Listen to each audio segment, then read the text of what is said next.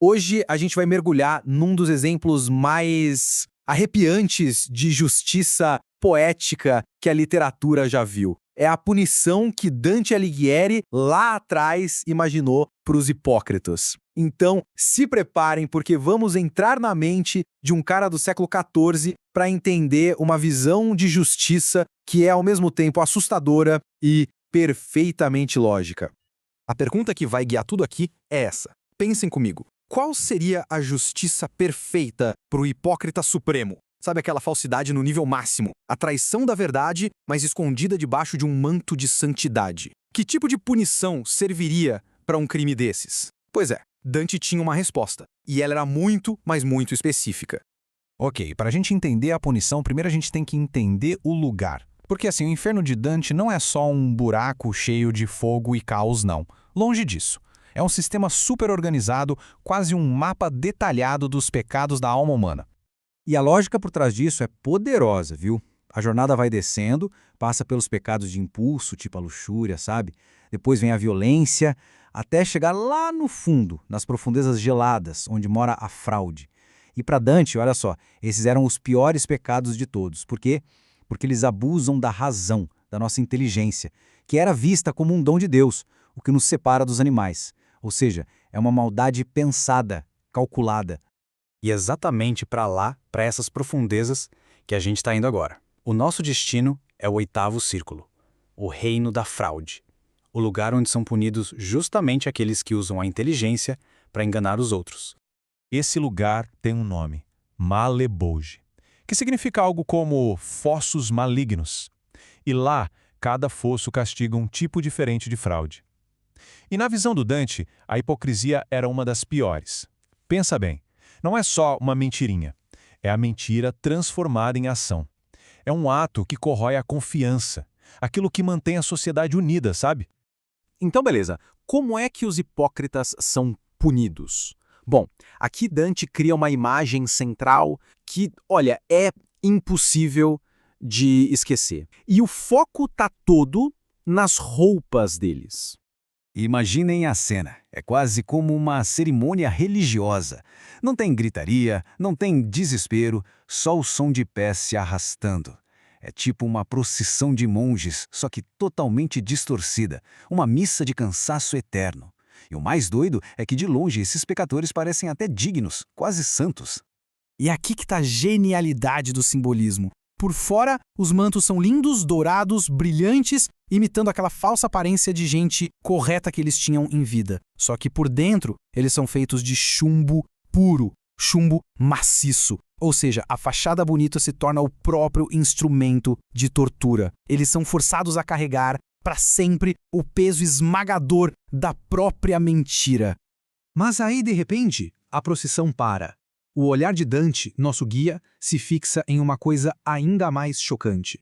Ali, no meio de toda aquela gente de manto, tem dois deles, sofrendo um destino completamente diferente. E muito, mas muito mais terrível. Aí a gente se pergunta, né? Por quê? Num fosso que está lotado de hipócritas, por que Dante separou dois deles para um sofrimento tão especial, tão fora da curva? A resposta, claro, tá em quem eles eram e no tamanho do crime que cometeram. E quem são os culpados? Bom, são eles. Caifás, o sumo sacerdote que condenou Jesus. E o sogro dele, Anás, que Dante via como o verdadeiro cérebro por trás de tudo. Eles e o conselho deles, juntos, representam a hipocrisia no seu nível máximo. É usar a maior autoridade religiosa que existe para cometer o que, para Dante, era o maior de todos os crimes. E a punição deles é essa. Esqueçam os mantos de ouro. Aqui, o que tem é nudez completa.